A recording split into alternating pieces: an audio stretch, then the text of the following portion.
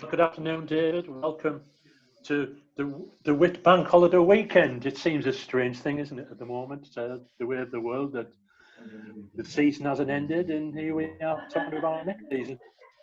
Yes, it's strange. Hello to everybody out there. Yeah, very interesting times at the moment still, but we are moving forward. But yes, who thought we would get to this point and still have a lack of clarity on where we're heading? Yeah. Anyway, what is clear, though, from our point of view, is that Alun Armstrong signed a new deal to continue as manager, which is great news, isn't it?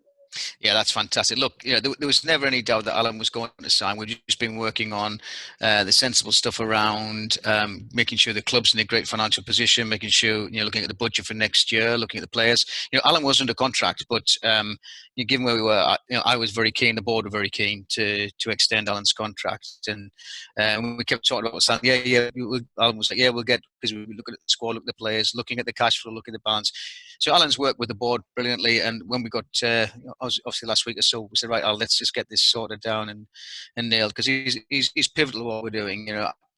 You've heard me talk before, and when Alun joined us, we said it was a 2-year deal to basically rebuild this season, add the quality for this season coming, and have a real go. I'm delighted to say we've got him for 3 years now. Another 3-year contract is fantastic at the time. It gives Alun the stability and the platform to build on. And we might have lost a little bit of ground with the leagues this year, depending on what's happening with COVID. But ultimately, our long-term vision has not changed. But Alun as manager, we're playing some great attacking football. The fans can see that, and I think the future looks good. Yeah, it's so important, isn't it, for the development of the club that Alun is tied down long term, isn't it? Oh, absolutely. I'm sure there'll be, who knows where we're going to get with COVID. I'm aware of a lot of clubs in difficulty. A lot of clubs are struggling. I've heard of clubs who are saying, actually, do we run an under 23 side next year? Do we not do this? Do we not do that?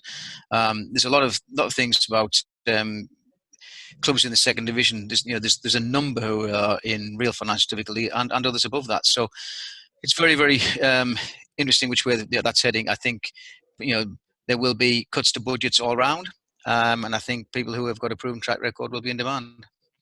Financially, from our point of view, how are we standing? Are we fairly comfortable? We're good. This is one of the things that we've got some, the board and the supporters group board working very closely together. Chris is doing a great job with the finances, advising us, supporting us, talking to us about budget. We have discussions. It's no secret to the fans. We meet every once a week, the board and the supporters group board. We have a Zoom call and we just go through where we are, what's happening, looking at the playing squad for next season, looking at budgets, and that's great. We're doing fine. Obviously, this went into if we didn't get the ball again this financial year, we'd have to have a look at things. But we're probably okay until Christmas. Then beyond that, we've got to have a look and see. Well, actually, if next season was written off altogether, well, Darlington is probably. There were a lot more clubs in it. We'd be going to the wall before that, and I think it'd be the death of our national game. So I'm not too concerned. We're in a good shape, and we're doing the right financial things. Boost the budget as we speak. It's on £87,000. The target is 100. In our last interview, we said that we'd like you to get up to about 120. So it's really important now for the fans, isn't it, to keep on backing it over the remainder of the term?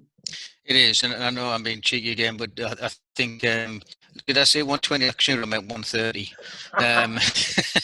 But the fans have done a brilliant job. They really have. And I think, now that we've got Alun signed, Alun's now looking to start making a move with the squad and where we are. You've seen the announcements we put out a few weeks ago around what we're doing with the squad. The squad are working fantastically with us and with Alun, and we'll start to see some progress on that. And hopefully, as we start to get some good news coming through, then the fans may, get behind and push that over the line and see if we can continue it.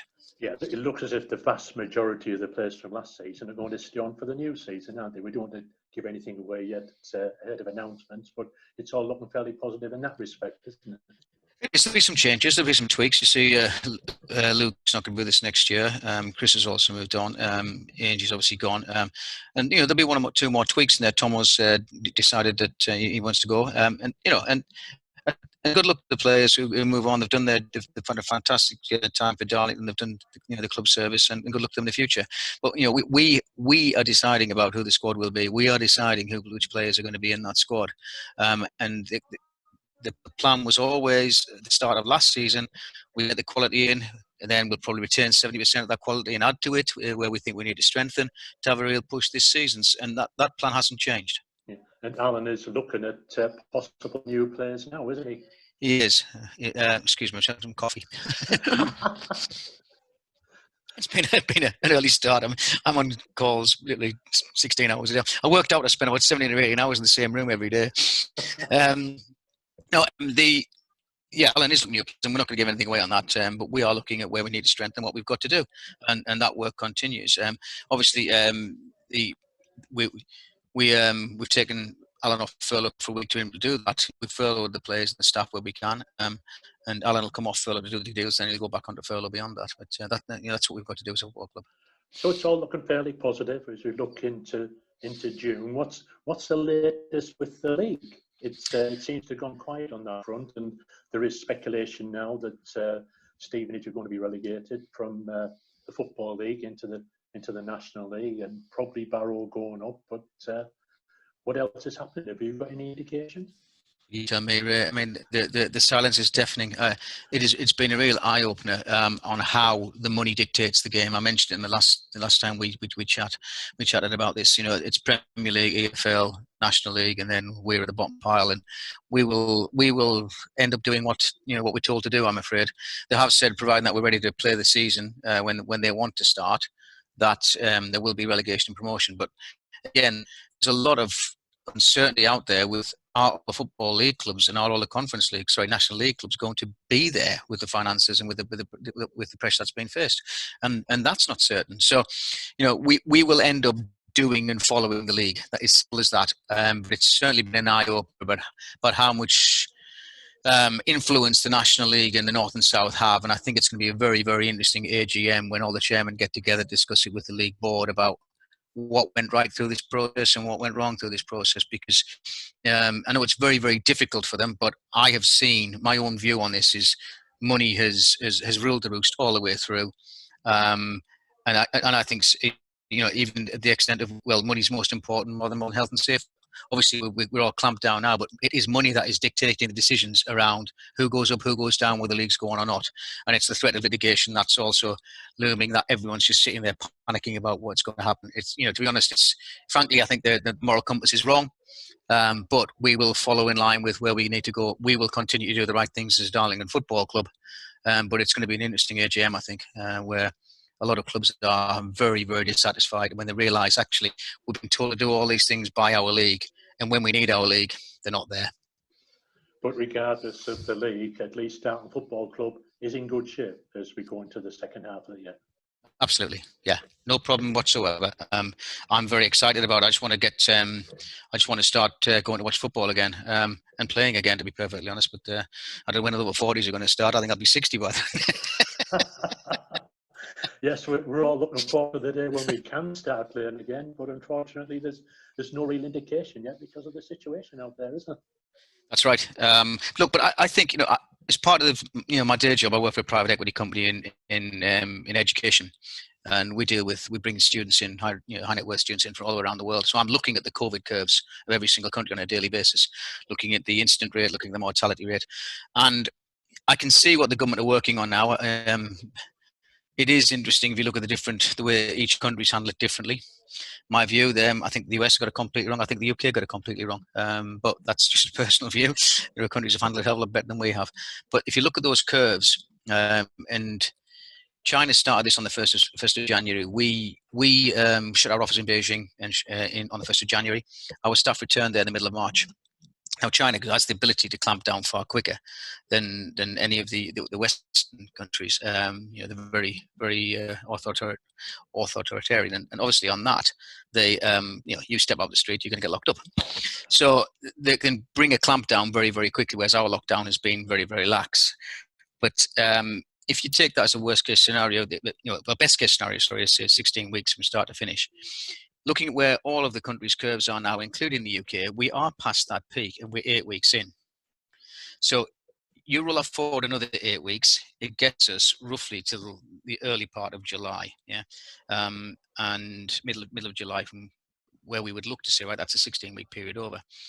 Add on another 8 weeks, August, September, we could be playing football again in October. I'm just saying, even allowing for a 50% margin of error, providing that this continues to come down and providing work continues to, to develop on vaccines, etc. Whether we get one this year is debatable, but I can see us playing football face to face before Christmas. I can.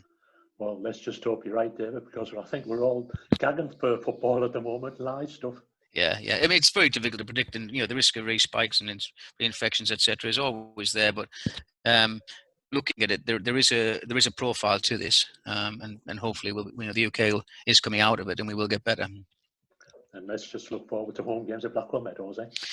Well, we can't wait. I think we've got a good nucleus of the squad. We just need, Alun obviously can start working on that now, and we'll add to that, and hopefully we'll all be able soon to get back, and and hopefully there's some sensible things around. Our league cannot play behind closed doors. Our league cannot really play with huge social distancing because of the size of the ground. So, there's got to be some common sense applied. But we'll look into that when we know more about how the season's ending, where what's happening next season, which clubs are still there, which are not. And then if we have to come up with a plan about going back to that, then with reduced numbers, we need to have a think about it. We need to think carefully about it, because I don't think non-league football can play behind closed doors. The revenue is everything. It does beg the question, though, if therefore we have to have social distancing and you don't have crowds there, what are the sources of income do we have? Will they allow live streaming of games, for example, to make up for that? And that's something that I'm also exploring at the moment, which we'll see where that will go. So obviously the league is held under a deal with BT. But these are unprecedented circumstances, and if there is a chance to think about how we could raise future revenue, we've got to think about other revenue streams, such as live streaming for our fans abroad and for fans who may have to socially distance who can't attend games.